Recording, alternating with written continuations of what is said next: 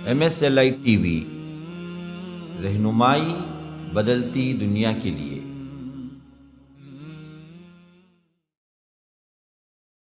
इन्नल हम्दलिल्लाहि नहमदुहु व नस्तईनुहु व नस्तगफिरुह व नु'मिनु बिही व नतवक्कलु अलैहि व नऊज़ु बिल्लाहि मिन शुरूरि अनफुसिना व मिन सय्यिआति अमालिना।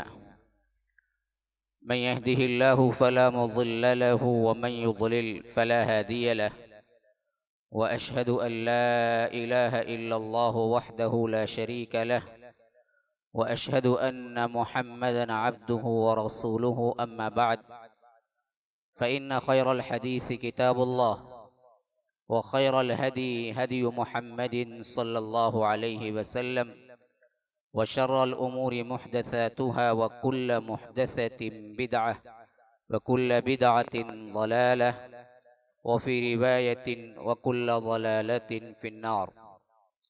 फ़अऊज़ु बिल्लाहि अस्समीइल अलीम मिनश शैतानिर रजीम मिन हमज़िहि व नफ़्सिहि व नफ़्ख़िहि। बिस्मिल्लाहिर रहमानिर रहीम। वश्शम्सि वज़ुहाहा वल क़मरि इज़ा तलाहा वन्नहारि इज़ा जल्लाहा वल्लैलि इज़ा यग़शाहा वस्समाइ वमा बनाहा वल अर्ज़ि वमा तहाहा वनफ़्सिन वमा सव्वाहा फ़अल्हमहा फ़ुजूरहा व तक़वाहा क़द अफ़लह मन ज़क्काहा व क़द ख़ाब मन दस्साहा। अल्लाहुम्मा अरिनल हक़्क़ हक़्क़न वरज़ुक़ना इत्तिबाअह व अरिनल बातिल बातिलन वरज़ुक़ना इज्तिनाबह। अल्लाहुम्मा अल्लिमना मा यनफ़अुना वन्फ़अना बिमा अल्लमतना वरज़ुक़ना इल्मा। रब्बि इश्रह ली सदरी व यस्सिर ली अमरी वहलुल उक़दतम मिन लिसानी यफ़क़हू क़ौली। उस अल्लाह के नाम से इब्तिदा जिसके नामों की कोई इंतहा ही नहीं। वलौ अन्ना मा फ़िल अर्ज़ि मिन शजरतिन अक़लाम वल बहरु यमुद्दुहु मिन बअदिही सबअतु अबहुरिम मा नफ़िदत कलिमातुल्लाह। उस ज़ात अक़दस पर करोड़ों दरूद व सलाम हो जो तमाम जहानों के लिए रहमतुल लिल आलमीन बन के आए थे। अल्लाहुम्मा सल्लि अला मुहम्मद व अला आलि मुहम्मद कमा सल्लैता अला इब्राहीम व अला आलि इब्राहीम इन्नका हमीदुम मजीद व बारिक अला मुहम्मद व अला आलि मुहम्मद कमा बारकता अला इब्राहीम व अला आलि इब्राहीम इन्नका हमीदुम मजीद।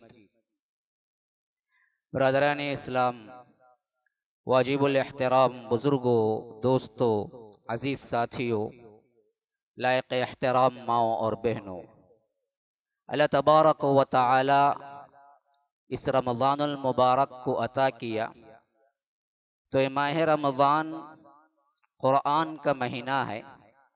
माह रमज़ान पाकी का महीना है। माह रमज़ान बरकतों और सआदतों का महीना है। सबसे अहम तरीन चीज़ जो माह रमज़ानुल मुबारक में हमें इख्तियार करनी चाहिए वो शुक्र, ज़िक्र, मग़फ़िरत की दुआ। क्योंकि रब्बुल आलमीन ने इसको अता किया तो इस बिना पर हमारे ऊपर वाजिब है कि हम उसका शुक्र अदा करें। रब्बुल आलमीन इस माह रमज़ान की तकमील के तौर पर जब हम ईदुल फ़ितर अदा करते हैं तो अल्लाह तबारक व तआला वहाँ पर हमें ताकीदन फरमाता है कि तुम अल्लाह की तकबीर बयान करो। शहरु रमज़ान अल्लज़ी उन्ज़िल फ़ीहिल क़ुरआन हुदल लिन्नासि व बय्यिनातिम मिनल हुदा वल फ़ुरक़ान फ़मन शहिद मिनकुमुश शहर फ़लयसुम व मन काना मरीज़न अव अला सफ़रिन फ़इद्दतुम मिन अय्यामिन उख़र युरीदुल्लाहु बिकुमुल युस्र व ला युरीदु बिकुमुल उस्र वलितुकमिलुल इद्दह। जब तुम इसको पूरा कर लो, यानी रमज़ान तुमको अता हो जाए, तो क्या करना है? वलितुकब्बिरुल्लाह अला मा हदाकुम, अल्लाह तबारक व तआला ने तुम्हें जो हिदायत दी, जो खुशियाँ दी, जो रमज़ान दिया, इस पर तुम्हें तकबीरें बुलंद करनी चाहिए। अल्लाह का शुक्र अदा करने की एक सबसे अहम तरीन कैफियत तकबीर है। अल्लाह तबारक व तआला की हम्द बयान करने की एक सबसे अहम तरीन कैफियत का नाम तकबीर है। तो फरमाया वलितुकब्बिरुल्लाह अला मा हदाकुम, अल्लाह ने तुम्हें जो हिदायतें दी, जो रहमतें दी, जो बरकतें दी, उस पर तुम्हें तकबीरें बुलंद करनी चाहिए, क्योंकि अल्लाह का तुम शुक्र अदा कर सको। अल्लाह का शुक्र अदा करना है इस माह रमज़ान की अल्लाह तबारक व तआला ने जो अता की है।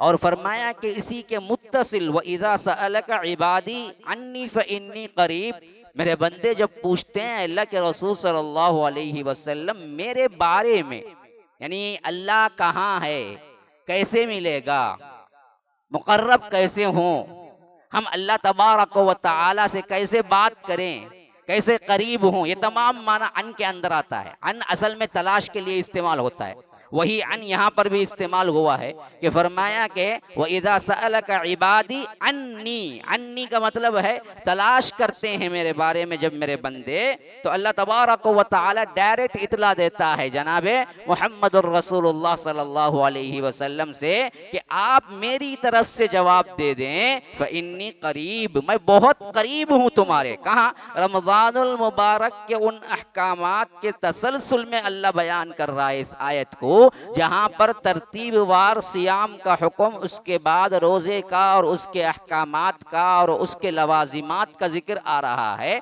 तो दरमियान में एक आयत फिट किया है, नीचे फिर अहकामात शुरू हो रहे हैं। उहिल्ल लकुम लैलतस सियाम अर्रफ़थु इला निसाइकुम, सूरह बकरा के 183, 184, 185 ये तमाम आयात हैं। लेकिन दरमियान में बिल्कुल बेरब्त, ऐसा लगता है कि ऊपर की आयत से भी कोई ताल्लुक नहीं है, नीचे की आयत से भी कोई ताल्लुक नहीं है। ये दरमियान में एक आयत क्या है कि जिसमें अल्लाह के रसूल सल्लल्लाहु अलैहि वसल्लम से कहा गया है कि मेरे बंदे मेरे बारे में तलाश करते हैं, मेरे बारे में पूछते हैं, तो अल्लाह के रसूल आप कह दीजिए कि मैं बहुत करीब हूँ। उजीबु दावतद दाई इज़ा दआन, जब पुकारने वाला मुझे पुकारता है तो मैं उसकी पुकार का जवाब देता हूँ, मैं उसे जवाब देता हूँ, उसकी दावत को कबूल करता हूँ, उसकी दुआओं को कबूल करता हूँ। इज़ा दआनी फलियस्तजीबू ली, उसको भी चाहिए कि मेरी भी दावत को कबूल करे। या रब्बुल आलमीन कैसे समझा रहा है, देखिए, जब वो पुकारता है तो मैं उसके पुकार को सुनता भी हूँ, जवाब भी देता हूँ। इज़ा दआनी फलियस्तजीबू ली वलियुमिनु बी, तो उसको भी चाहिए कि वो भी मेरी पुकार को सुने, मेरी दावत को कबूल करे और मुझ पर ईमान लाए। तो याद रखिए ये रमज़ानुल मुबारक की उस कैफियत का नाम है जिसमें इंतहाई पाकी पाकी पाकी, जिस्म की पाकी, माल की पाकी, अंदर अपने नफ्स की पाकी, ये इंतहाई बुलंद मर्तबे पे जब इंसान पहुंचता है ना जी, फिर रब्बुल आलमीन की कुर्बत का उसे जो एहसास होता है ना, वो एहसास है कायनात की किसी शे उसका मुकाबला नहीं कर सकती। तो रब कहता है कि ऐसे वक्त में मैं और वो जब पुकारता है तो मैं भी सुनता हूँ, और बंदे की कैफियत भी ये होनी चाहिए कि मैं उसको पुकारूं तो वो भी मेरी सुने। या अय्युहल्लज़ीना आमनू, या अय्युहल्लज़ीना आमनू, या अय्युहल्लज़ीना आमनू, एक कम 90 मरतबा रब ने हमें खास तौर पे पुकारा है। इसके अलावा कहीं या अय्युहल इंसान पुकारा है, 2-3 मरतबा या अय्युहल इंसान फरमाया है, और इसी तरह या अय्युहन नास कई जगह आया है, जहां सब का सब खिताब हमसे है। अगर खुसूसियत के बाद, खुसूसियत के एतबार से सिर्फ और सिर्फ हम अगर या अय्युहल्लज़ीना आमनू को भी ले ले मेरे भाइयों, तो एक कम 90 मरतबा रब ने पुकारा है कुरान के अंदर, या अय्युहल्लज़ीना आमनू। ऐ लोगों जो ईमान लाए हो, सुनो, गौर से सुनो, देखो ये बात ना करो, ये बात करो, ये बात ना करो, ये बात ना करो। इब्तिदाई आयात में तो हमें फरमाया कि उदखुलू फिस्सिल्मी काफ़ा, देखो पूरे के पूरे इस्लाम में दाखिल हो जाओ।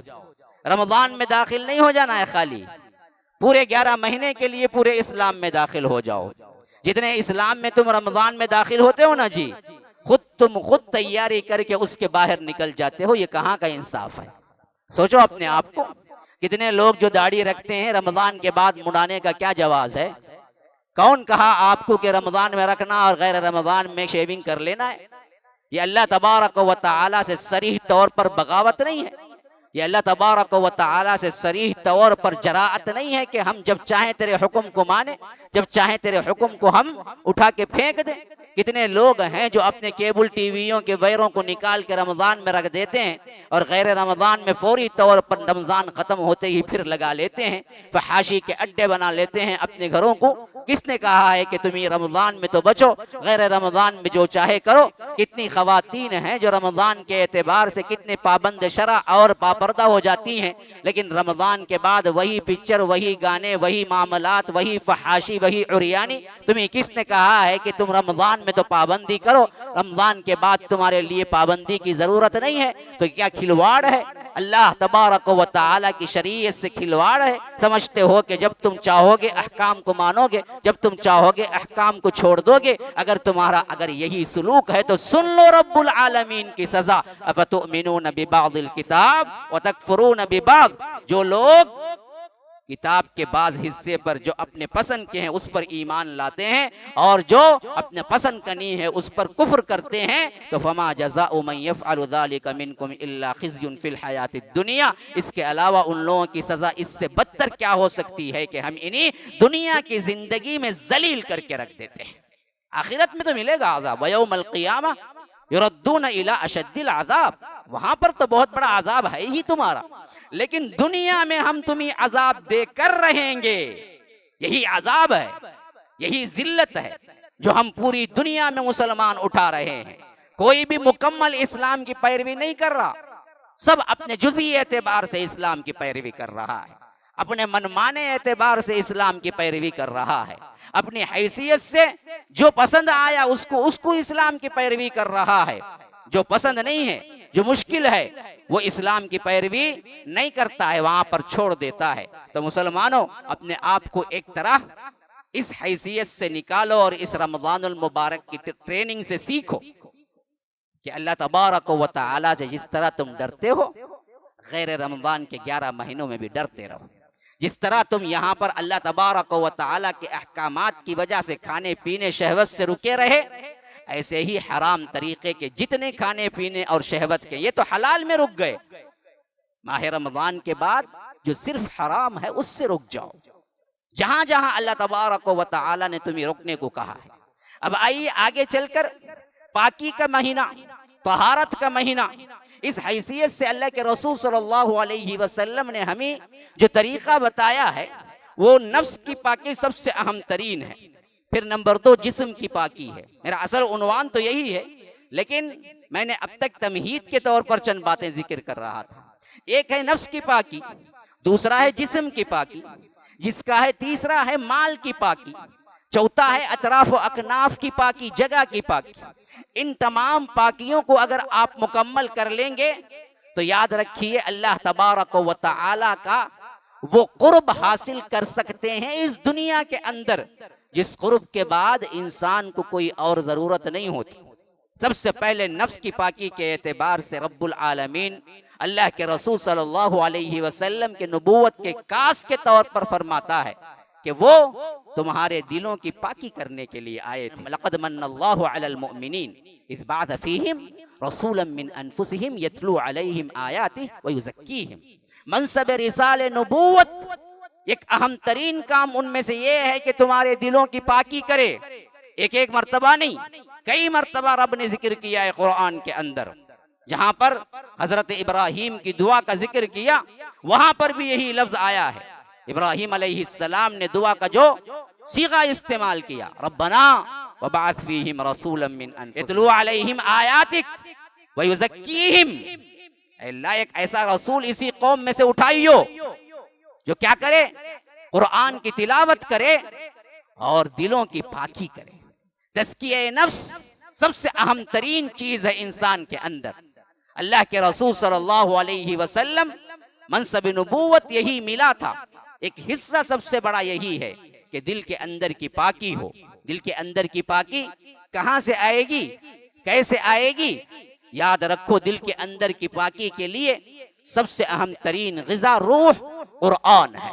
कुरान को पढ़ो, कुरान को समझो, कुरान पर अमल करो, अपने दिल के अंदर उसको बिठाओ तो याद रखो अल्लाह तबारक व तआला दिलों के अंदर लगने वाले मैल कुचैल को दूर कर देगा।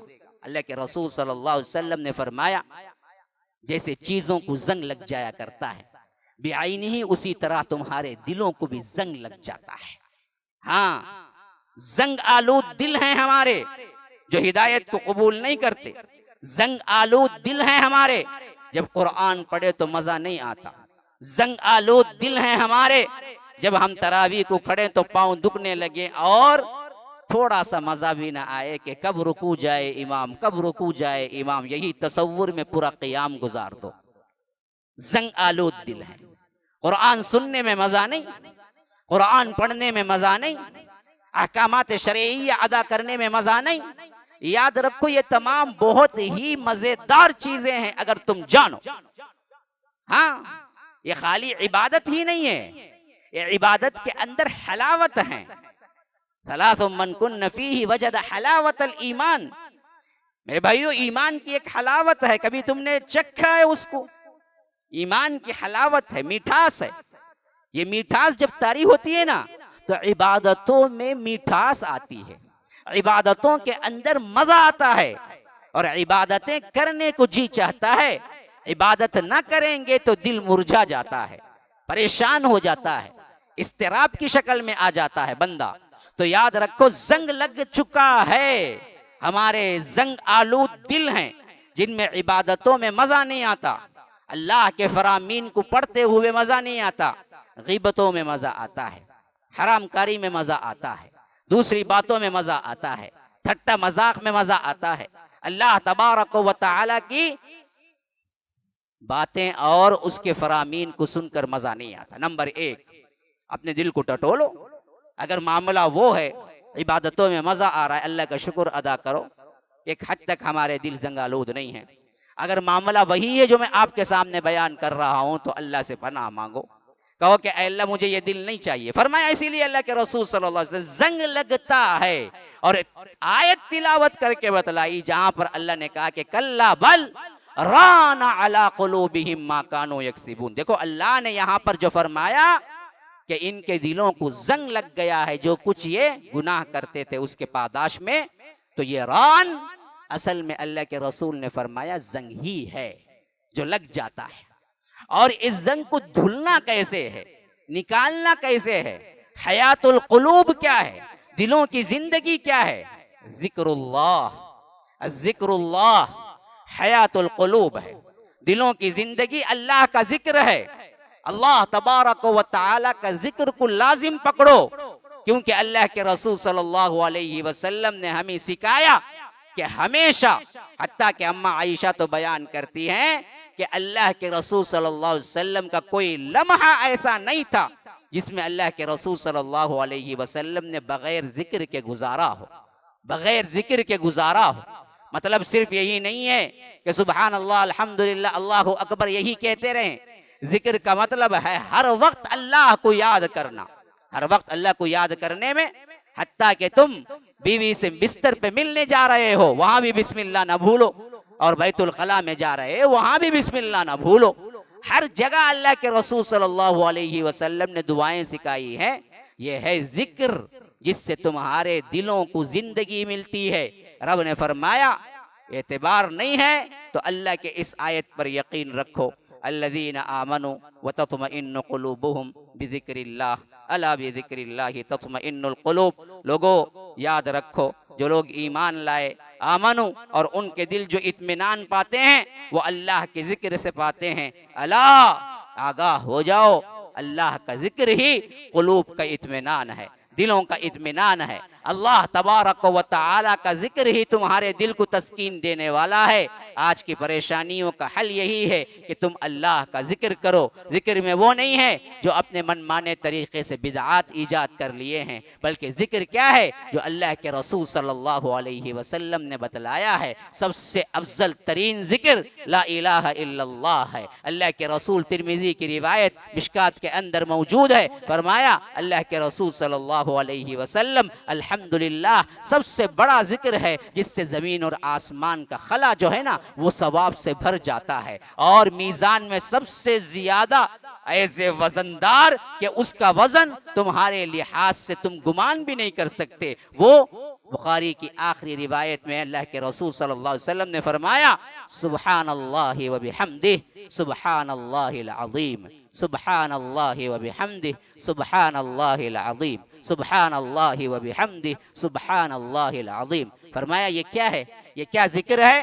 फरमाया अल्लाह के रसूल सल्लल्लाहु अलैहि वसल्लम ने, कलिमतानि हबीबतानि इलर रहमान थकीलतानि फिल मीज़ान खफीफतानि अलल लिसान सुब्हानल्लाहि व बिहम्दिही सुब्हानल्लाहिल अज़ीम। दो कलिमे ऐसे हैं, दो कलिमे ऐसे हैं जो मीज़ान में बहुत बहुत वजनदार हैं। यानी जो तराजू क़ियामत के दिन रब रखेगा उसका नाम मीज़ान है, और इस मीज़ान में बहुत वजनदार हैं और तुम्हारे जुबान पर बहुत हिलके हैं। खफीफतान अलल लिसान सकीलतान फिल मीज़ान हबीबतान इलर रहमान, रहमान के नजदीक बहुत पसंदीदा हैं। वो क्या हैं? सुब्हानल्लाहि व बिहम्दिही सुब्हानल्लाहिल अज़ीम, सुब्हानल्लाहि व बिहम्दिही सुब्हानल्लाहिल अज़ीम। एक बीबी अल्लाह के रसूल सल्लल्लाहु अलैहि वसल्लम की नमाज को जब तहज्जुद के लिए बाद में फजर के लिए निकल रहे थे, बैठे जिक्र कर रही थी, बैठे जिक्र कर रही थी,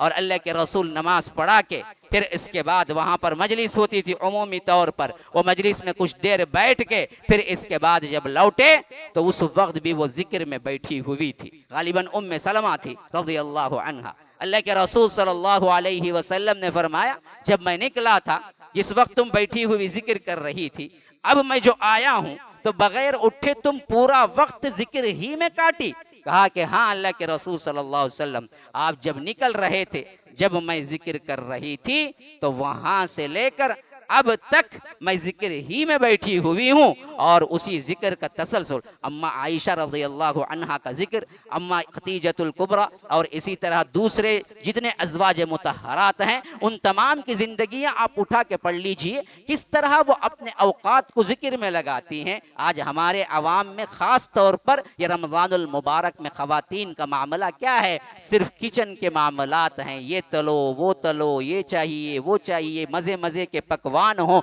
याद रखिए उन्हीं जिक्र का वक्त कब मिलता है? अगर वैसे ही ज्यादा काम है करते हुए पढ़ना चाहिए। अच्छा, उस हदीस का तकमीला क्या है ये भी सुन लीजिए। अल्लाह के रसूल सल्लल्लाहु अलैहि वसल्लम ने कहा कि उस वक्त से लेकर इस वक्त तक सिर्फ जिक्र में बैठी हुई थी। कहा कि अल्लाह के रसूल हाँ, उस वक्त से लेकर अब तक मैं जिक्र ही में बैठी हुई थी। तो फरमाया अगर तुम इसके बजाय, या यूं कह लीजिए कि अगर इसके मुकाबले में ये चार कलिमात कह देती तो तुमको जितना सवाब मिला था उससे बढ़कर सवाब कमा लेता कोई बंदा। फरमाया कि सुब्हानल्लाहि व बिहम्दिही अदद खल्क़िही व रिज़ा नफ्सिही व ज़ीनत अर्शिही व मिदाद कलिमातिही। फरमाया अगर कोई ये कह लेता ना, तुम जितना 2 घंटे का जिक्र करके बैठी हुई थी उसके बराबर एक मर्तबा कहने वाले को उससे ज्यादा सवाब मिल जाता, उससे ज्यादा सवाब मिल जाता। सुब्हानल्लाहि व बिहम्दिही अदद खल्क़िही व रिज़ा नफ्सिही व ज़ीनत अर्शिही व मिदाद कलिमातिही। बड़ा बुलंद चोटी का जिक्र है, लाजिम पकड़ो ऐसे छोटे छोटे कलिमात को। सुब्हानल्लाहि व बिहम्दिही अदद खल्क़िही व रिज़ा नफ्सिही व ज़ीनत अर्शिही व मिदाद कलिमातिही। सुब्हानल्लाहि वल्हम्दुलिल्लाहि वला इलाहा इल्लल्लाहु वल्लाहु अकबर वला हौला वला कुव्वता इल्ला बिल्लाहिल अलिय्यिल अज़ीम। ये क्या है? इसने बड़े बड़े कलिमात हैं। तो हजरत इब्राहीम अलैहिस्सलाम ने हमें पैगाम भेजा मेराज की रात, कहा कि अल्लाह के रसूल आपकी उम्मत को मेरा सलाम कहना। या रब, इब्राहीम अलैहिस्सलाम हमारा ख्याल कर रहे हैं, कहा कि आपकी उम्मत को मेरा सलाम कहना, और कहना कि जन्नत की जमीन और जन्नत की मिट्टी बड़ी जरखीज है और वहां पर बहुत जल्द पौधे लगते हैं। अगर कोई अपने बागात तैयार करना चाहता है, अगर कोई अपने पौधे और अपने दरख्त जितने चाहे उस जमीन पर पैदा करना चाहता है, तैयार करना चाहता है, तो वो जिक्र को लाजिम पकड़ ले। ला इलाहा इल्लल्लाह एक दरख्त है, सुबहान अल्लाह एक दरख्त है, अल्हम्दुलिल्लाह एक दरख्त है, ला इलाहा इल्लल्लाह एक दरख्त है। तो आप एक एक दरख्त जन्नत में लगवाना चाहते हैं, रमजानुल मुबारक की बात ही क्या कहना है। ये तो आम दिनों में एक दरख्त है, जबकि रमज़ानुल मुबारक में सही तरीन रिवायतों में 1 का 10 है, 1 का 70। ये रिवायत कहीं नहीं आई है जहाँ तक मुझे मालूम है। जो उमूमी तौर पर क्या है, आम तौर पर मशहूर है कि रमज़ान में 1 का 70 मिलता है। ये रिवायत पाए सबूत को तो नहीं पहुंचे, लेकिन 1 का 10 हदीस में आया है। रमज़ानुल मुबारक में 1 का 10 है। तो फरमाया कि 1 का 10 है तो 1 मर्तबा का 10 तुम्हारे लिए पौधे हैं। तो ये दिल की पाकी है मेरे भाइयों, दिल पाक रखो। दिल पाक हो तभी अल्लाह तबारक व तआला के इनामात समझे जाएंगे। अल्लाह ने कई इनाम हम पे किए, कर रहा है। हम मांगते रहते हैं अल्लाह रमज़ान की सआदतों से महरूम न रख। हम मांगते रखते हैं कि अल्लाह रमज़ान की रहमतों से महरूम न रख, जबकि रब्बुल आलमीन रमज़ान की रहमतें भी आपको दे रहा है। आपको अल्लाह रब्बुल आलमीन रमज़ान की सआदतें भी दे रहा है, लेकिन शुऊर नहीं है। अब इससे बड़ी बदबख्ती क्या होगी? मांग तो रहे हैं और अल्लाह दे भी रहा है, लेकिन शुऊर नहीं है कि जो दे रहा है वो सआदत है, वो रहमत है। क्यों? दिल पाक नहीं है।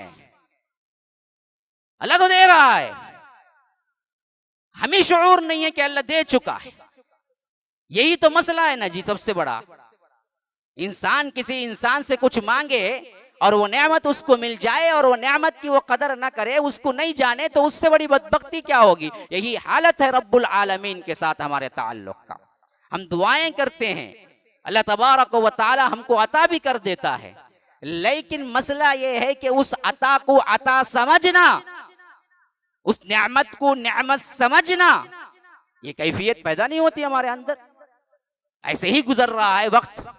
अभी रमजान की चांद रात थी, रमजान की आमद थी, लेकिन आज रमजानुल मुबारक के 2 दिन मुकम्मल गुजर चुके। हमारे अंदर तब्दीलियां क्या है? हमारे अंदर औकात में क्या तब्दीली आई? हमारे अंदर तिलावत में क्या तब्दीली आई? हमारे अंदर इबादत में क्या तब्दीली आई? हमारे अंदर अल्लाह तबारक व तआला की आहवजारी में क्या तब्दीली आई? रोना हमारा कितना बढ़ा? अल्लाह तबारक व तआला से इस्तिग़फ़ार कितना बढ़ा? देखो जरा, चेंज हुआ है या नहीं हुआ है? 24 आवर्स में कुछ भी नहीं हुआ है, तो फिर काई का रमजानुल मुबारक की सआदतें हैं, काई के रमजानुल मुबारक की रहमतें हैं। अल्लाह तो दे दिया ना जी, मांगते वक्त जिंदगी बाकी रखी, रमजान आ गया, लेकिन उस इबादत को इबादत समझना, अता को अता समझना, नेमत को नेमत समझना क्यों नहीं आ रहा है? दिल की सफाई नहीं है। दिल की सफाई नहीं है। जो दिलों की सफाई रखते हैं उन लोगों को मालूम है कि इस दुनिया की एक एक लम्हा मुकाबले आखिरत की जिंदगी में बड़ी ही बुलंद और तैयारी का मौका है। इसी वास्ते उन्होंने कभी कोई चीज भी जन्नत के मुकाबले में या आखिरत के मुकाबले में आई और दुनिया सामने आई तो दुनिया को उठा के फेंक दिया और आखिरत को कबूल कर लिया। आखिरत को कबूल कर लिया। अल्लाह के रसूल सल्लल्लाहु अलैहि वसल्लम ने एक मरतबा फरमाया कि फला बाग है, 2 एक मुनाफिक और एक मुसलमान का झगड़ा। अल्लाह के रसूल ने फरमाया कि फला बाग है, अगर इस गरीब को कोई लेके दे दे मैं उसको जन्नत में बाग के लिए गारंटी देता हूँ। अबू दहदा दौड़ते हुए आए, कहा कि अल्लाह के रसूल ये मेरे लिए भी है? कहा कि हाँ जी तुम्हारे लिए भी है। हालांकि उस बाग को नहीं कहा, कोई और बाग था जिसके बारे में फरमाया कि ये बाग कोई लेके उस गरीब मुसलमान को दे देगा तो मैं जन्नत की जमानत देता हूँ। अबू दहदा भागते दौड़ते आए, कहा कि अल्लाह के रसूल वो जमानत मुझे भी है? कहा कि हाँ भाई तुम्हें भी है, मैं भी लेके दे दूं? हाँ। उससे कई गुना ज्यादा कीमत वाला बाग अबू दहदा का था, जिसमें सबसे मशहूर तरीन उनके कुएं का ठंडा पानी था, जिसको अल्लाह के रसूल भी पसंद करके पीते थे। लेकिन अबू दहदा जन्नत के मुकाबले में उस बाग को ऐसे फेंका गोया कि कोई कीमत ही नहीं है, और उसको वो बाग लेकर दे दिया और अंदर भी कदम नहीं रखा। बीवी बच्चे बाग के अंदर, कहा कि मैंने ये बाग अल्लाह की राह में दे दिया और मुझे पसंद नहीं है कि मैं इसके बाद इस बाग में कदम रखूं, निकलो तुम भी। और अपने बीवी बच्चों को लेके निकल गए और आके अल्लाह के रसूल सल्लल्लाहु अलैहि वसल्लम से कह दिया कि मैंने इस बाग को बेचकर वो बाग लेके दे दिया जिसको अल्लाह के रसूल आपने बताया था। अब मेरे लिए जन्नत में बाग तो है। फरमाया कि तुम्हारे लिए जन्नत में बाग क्या, बल्कि बागात हैं, जाओ तुमने जो काम किया तो इसके लिए जन्नत के बागात हैं तुम्हारे लिए। दुनिया के मुकाबले में जब भी ज़ुबान रिसालत से कोई लफ्ज निकला, फौरी तौर पर उसको करने के लिए सहाबा ऐसे भागे। उनको पता था कि ये दुनिया बेहकीकत है और बेहकीकत दुनिया दिल में उसी वक्त चढ़ती है जब दिल पाक हो। जब दिल पाक हो। अल्लाह के रसूल सल्लल्लाहु अलैहि वसल्लम ने फरमाया 70,000 वो लोग हैं जो जन्नत में बगैर हिसाब किताब जाएंगे। साहबी उठ के खड़े हो गए। उक्काशा बिन महसन कहा कि अल्लाह के रसूल दुआ कर दीजिए कि मैं भी उनमें से हो जाऊं, उनमें से हो जाऊं। शर्त क्या है? कहा कि ये झाड़ फूंक नहीं करेंगे, अल्लज़ीना ला यस्तरकून, और दाग नहीं लगवाएंगे, वला यक्तऊन वला यततय्यरून, बदशगुनी नहीं लेंगे, बदफाली नहीं लेंगे। 3 शर्त, बगैर हिसाब किताब के जन्नत में जाएंगे। ये वो लोग हैं जो अल्लज़ीना ला यस्तरकून वला यक्तऊन वला यततय्यरून, बदफाली नहीं लेंगे, दाग नहीं लगवाएंगे। यानी उस जमाने में इलाज एक था जख्मों के लिए दाग लगवाना, वो नहीं लगवाएंगे। और रुकिया, झाड़ फूंक ये नहीं करेंगे। उक्काशा बिन महसन खड़े हो गए। कहा कि अल्लाह के रसूल मुझे दुआ कर दीजिए, मैं भी उनमें से हो जाऊं। अल्लाह के रसूल सल्लल्लाहु अलैहि वसल्लम ने फरमाया कि उक्काशा तुम उन्हीं में से हो। मिल गई गारंटी। कहा कि तुम उन्हीं में से हो। ये देख के और सहाबी खड़े हुए। कहा कि अल्लाह के रसूल दुआ कीजिए। अल्लाह के रसूल ने कहा सबक़ बिहा उक्काशा, उक्काशा सबक़त ले गए। किस तरह एक एक बात को सच जानते हुए अल्लाह के रसूल सल्लल्लाहु अलैहि वसल्लम से खुद रिक्वेस्ट करते हैं कि अल्लाह के रसूल अगर ये चीज है तो मुझे अता कर दीजिए। हाँ, एक औरत आई, कहा कि मुझ पर मिर्गी के दौरे पड़ते हैं, ये शैतान सताता है, यहाँ तक के अल्लाह के रसूल उसकी वजह से मैं बेहोश होकर गिर जाती हूँ और मेरा सतर खुल जाता है। आप दुआ कीजिए अल्लाह मुझे इस मर्ज से नजात दे दे। अल्लाह के रसूल सल्लल्लाहु अलैहि वसल्लम ने फरमाया अगर तुम सब्र करती हो इसी मर्ज के साथ साथ तो याद रखो तुम्हारे लिए जन्नत है। या रब, इधर जिल्लत, अजीब तरह की बीमारी। हाँ, एक रिवायत में है कि शैतान पकड़ा है, एक रिवायत में है कि जिन पकड़ा है, एक रिवायत में है कि मुझे दौरे पड़ते हैं। और दौरा भी कैसा दौरा भाई? सख्त तरीन दौरा। कहते हैं कि उस दौरे में मैं ऐसी बेहोश होती हूँ जिससे मेरा सतर तक खुल जाता है। लेकिन अल्लाह के रसूल कहते हैं इन सबर थी, अगर तुम इसी पर सबर करोगी तो मैं तुम्हारे लिए जन्नत की जमानत देता हूँ। अगर शिफा के लिए दुआ करना है तो कर देता हूँ, लेकिन तुम अगर जन्नत हासिल करने के लिए इस पे सबर करती हो तो मैं तुझे जन्नत की बशारत देता हूँ। वो सहाबिया जन्नत को किस हद तक मानती थी, दुनिया के तकालीफ को किस हद तक मामूली समझती थी। ये देखो, कहा कि अल्लाह के रसूल अगर आप जन्नत की जमानत आप दे रहे हैं तो मैं सब्र करती हूँ इसी मर्ज के साथ। मैं दुआए शिफा नहीं बोलती आपके पास, या रब जन्नत मांगो, जन्नत। हम छोटे छोटे तकलीफ में क्या है, घबरा के इसी को सर पे उठा के बिठा लेते हैं। अब क्या होगा भाई, दुनिया चली गई मेरी, क्या भी नहीं, दुनिया जाए तो जाए, आए तो आए, क्या हकीकत है दुनिया की। लेकिन ये बेहकीकती उसी वक्त हासिल होगी दिल के अंदर जब दिल पाक होगा। मेरे भाइयों, दिल की पाकी सबसे अहम तरीन चीज है। इसी वास्ते असहाब रसूलुल्लाह ने कभी दुनिया को कोई अहमियत नहीं दी, खा वो माल के एतबार से था, खा वो दुख के एतबार से था, क्या मसाइब व आलाम के एतबार से था, कोई विक़्क़त नहीं थी। तो उस सहाबी आगे सुनो क्या होता है।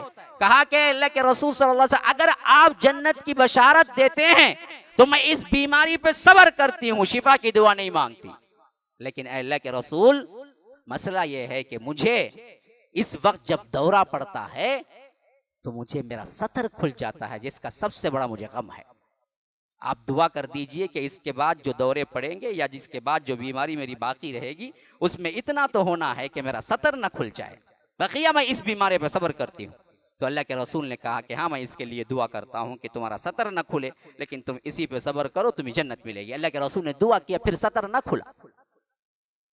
जन्नत दुनिया की बेहकीकत तो एक है दिल की सफाई का, उस मेराज पे पहुंच जाना कि हकीकत आपको सिर्फ आखिरत नजर आए।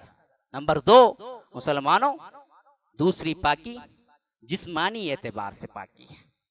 जिस्मानी एतबार की पाकी सिर्फ ये नहीं होती कि आप दरअसल अच्छे अच्छे साबुनों से क्या है घंटे घंटे भर हमाम में बैठ के अच्छे अच्छे पानियों से नहाते रहे, यही सफाई नहीं है। बल्कि सफाई का एक सबसे बेहतरीन तरीका ये रोज़ा है। ये जिस्म के एतबार की सफाई है, खा वो मेडिकल लिहाज से हो, खा वो दूसरे रूहानी एतबार से भी हो। इसी वास्ते अल्लाह के रसूल सल्लल्लाहु अलैहि वसल्लम ने रोज़े को बड़ी अहमियत दी है, खा वो रमज़ान के रोज़े हो, रमज़ान के बाद के रोज़े हो।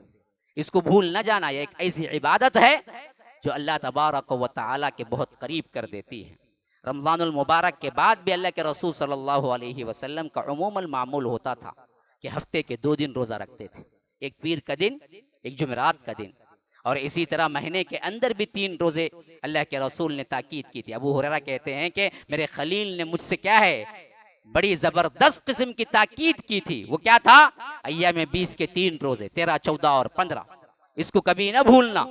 और इसी तरह अल्लाह के रसूल सल्लल्लाहु अलैहि वसल्लम यौम अरफे का रोज़ा, आशुरा का रोज़ा, और इसके अलावा अल्लाह के रसूल सल्लल्लाहु अलैहि वसल्लम ने हमें ताकीदन बतलाया कि तुम रोज़ा रखो तो यहाँ तक भी रख सकते हो, तो एक दिन नागा करो, एक दिन रोज़ा रखो, यानी महीने के 15 दिन रोज़े में गुजारो और महीने के 15 दिन खाओ। इस हद तक भी रोज़े में कोई बढ़ना चाहता है तो वो बढ़ जाए, क्योंकि इससे वो चीज़ें रूहानी कैफियत तुम्हें मिलती हैं जो किसी और तरीके से तुम्हें नहीं मिलती। और माल की सफाई, माल की सफाई में ये बात अच्छी तरह याद रखो, एक हिस्सा तो वो है जो रब्बुल आलमीन ने आप पर फर्ज कर दिया है, वो फर्ज ज़कात की हैसियत से। ये नहीं कि रमज़ानुल मुबारक में ज़कात देना है, लेकिन उमूमी तौर पर किसी का मुतय्यना दौरा रमज़ानुल मुबारक में होता है तो उसके लिए ज़कात देना ज़रूरी है, या जब भी ज़कात फ़र्ज हो जाती है फौरी तौर पर उसको ज़कात निकालना ज़रूरी है। और ये माल की पाकी है, और ये माल की पाक की हुई बकिया जो माल तुम्हारे पास रहता है अल्लाह तबारक व तआला उसकी हिफाजत करता है। जो लोग बगैर ज़कात के अपने मालों को तिजोरियों में भर भर के रखते हैं, याद रखो वो किसी न किसी तौर पर ज़ाया होकर रह जाता है। माल की हिफाजत भी असल में अल्लाह तबारक व तआला के हुक्म पर जो ज़कात निकालते हैं उनकी होती है। मुख्तसर तौर पर समझ लीजिए, 85 ग्राम सोना अगर किसी के पास 1 साल से है, या 85 ग्राम सोने की रकम किसी के पास 1 साल से है, या 500 नोट पर 5 ग्राम चांदी, या 500 नोट पर 5 ग्राम चांदी की रकम किसी के पास 1 साल से है, तो उसको 100 पर 2.5 रुपये निकालना है। निकालने का तरीका पैसे से ही कन्वर्ट करके निकालेंगे, कोई भी चीज हो। ये और बात है कि किन पर ज़कात नहीं है वो कन्वर्ट नहीं होगा। बाज़ लोग उमूमन मुझे सवाल पूछते हैं कि मेरे पास इतनी ज़मीनें हैं, मैं कैसे इसकी ज़कात निकालूं। मेरे भाइयों, जान लेना चाहिए कि ज़मीन पे ज़कात नहीं है। ज़मीन कितनी की भी हो आप अपने पास रखें, उस पर ज़कात नहीं होती, इल्ला ये कि ज़मीनों का बिजनेस कोई करता हो, वरना आम तौर पर जो लेके जायदाद के तौर पर रखते हैं उस पर ज़कात नहीं है। और इसी तरह कीमती घर है उस पर भी ज़कात नहीं है, कीमती गाड़ी है उस पर भी ज़कात नहीं है, कीमती फर्नीचर है उस पर भी ज़कात नहीं है। अल्लाह बड़ा रहीम है, अल्लाह ने बहुत रहम किया है। ज़कात हम पर जो आयद की है वो हमारे इनकम पर नहीं है, टैक्स जो लगता है हमारे इनकम पर लगता है, और रब ने जो रखा है वो हमारे इनकम पर नहीं रखा बल्कि हमारी बचत पे रखा है।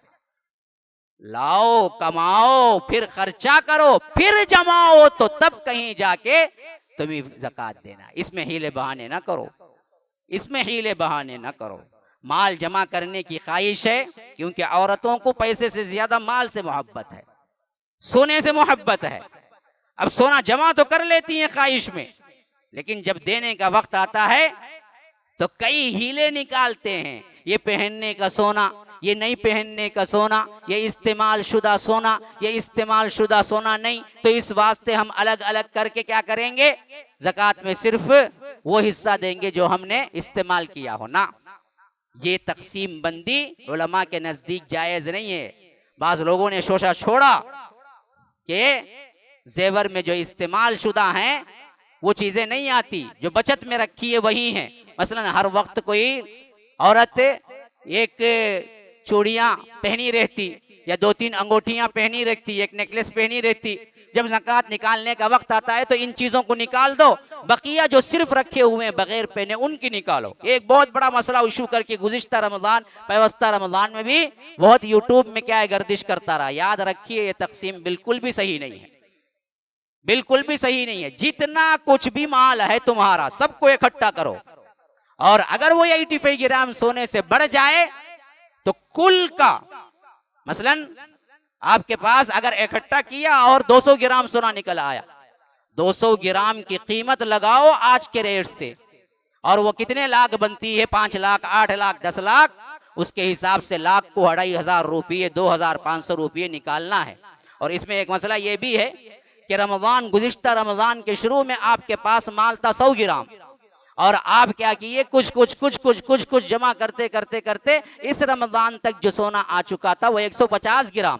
तो 150 में 100 ग्राम तो 1 साल से हमारे हाथ में रहा है, और 50 ग्राम तो बाद में 1 माह बाद, 2 माह बाद, 3 माह बाद हमने खरीद के उसको जमा किया है। तो हम 50 ग्राम निकाल देंगे, सिर्फ 100 की ज़कात देंगे। तो याद रखिए ये भी अक़रब इला सवाब नहीं है, बल्कि जब मिला लिया है, खा उस पर साल न गुजरा हो, लेकिन पुराने माल से ये माल सब मिला के एक मिल्कियत आ गई हो, तो आपको तमाम माल का निकाल देना सबसे बेहतर तरीका है। अल्लाह के राह में निकालने पर तुम हिसाब किताब न करो तो अल्लाह भी बगैर हिसाब के देता है। अगर तुम अल्लाह की राह में निकालने पर हिसाब किताब करोगे तो याद रखो फिर अल्लाह हिसाब किताब से देना शुरू कर दे तो तुम कंगाल बन जाओगे।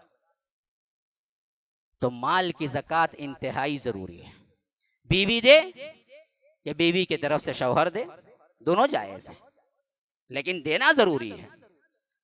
और रकम, किराए पर ज़कात है ना, किराया आता है, खाते पीते हैं, बिल्कुल क्या है, ज़कात नहीं है। किराए की उस रकम पर ज़कात है जो खा पी कर बचत हो गया और 1 साल गुजर गया, और वो 85 ग्राम सोने के बराबर की कीमत आ गई।